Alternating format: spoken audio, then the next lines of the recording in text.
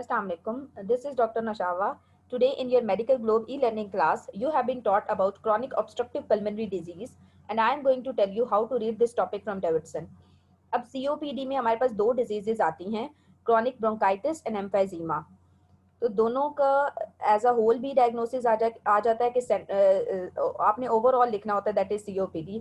Separately भी आ जाता है कि क्रॉनिक ब्रोंकाइटिस का अलग से सिनेरियो आए, एम्फाइजीमा का अलग से आए।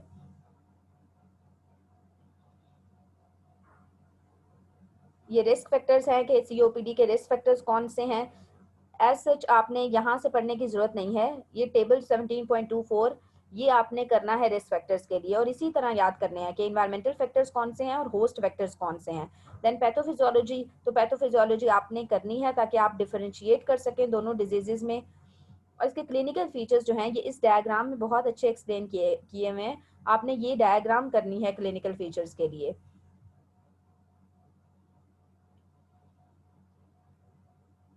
देन इन्वेस्टिगेशंस, तो इन्वेस्टिगेशंस भी आपने ये सारे जो पैराग्राफ लिखा हुआ है एज इट इज़ आपने पैराग्राफ नहीं लिखना, आपने पॉइंट्स बना लेने हैं। और इन्वेस्टिगेशन का नेम काफ़ी नहीं है, आपने उसकी फाइंडिंग भी लिखनी है कि अगर हम PFTs करा रहे हैं तो हम उसमें क्या देखेंगे, अगर हम एक्सरे करा रहे हैं तो हम उसमें क्या देखेंगे। ठीक है।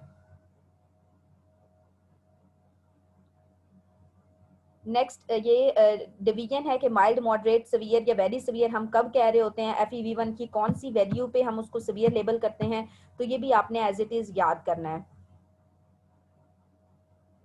देन मैनेजमेंट, तो इसकी मैनेजमेंट आपने जनरल मैनेजमेंट करनी है COPD की, और एग्जर्सर्बेशन की मैनेजमेंट आपने अलहदा से करनी है। ठीक है। जनरल मैनेजमेंट में ये सारी पॉइंट्स आपने कवर करने हैं। हेडिंग मेन आपको पता होने चाहिए और एक दो पॉइंट बाकी पता होने चाहिए कि अगर ब्रोंकोडायलेटर है तो हम कौन सा ब्रोंकोडायलेटर यूज करेंगे, और ओरल ग्लूकोकॉर्टिकॉइड्स हैं तो हम कितने अरसे के लिए यूज करते हैं, और किन पेशेंट्स में हम ग्लूकोकॉर्टिकॉइड्स अवॉइड करते हैं। ये बस एक दो पॉइंट्स पता होने चाहिए, पूरा पैराग्राफ डिटेल में करने की जरूरत नहीं है। देन एक्सरसर्बेशन, एक्यूट एक्सरसर्बेशन है तो तब हम क्या करेंगे, हम ऑक्सीजन थेरेपी देते हैं, हम ब्रोंकोडायलेटर्स देते हैं। इसमें भी बिल्कुल इसी तरह से कि अगर ब्रोंकोडायलेटर्स देते हैं तो हम कौन से देंगे, लो डोज में देंगे या हाई डोज में देंगे। अगर सीवियर एक्सरसर्बेशन है तो हम फिर हाई डोज यूज करते हैं, mild to moderate low dose पे भी मैनेज हो जाता है।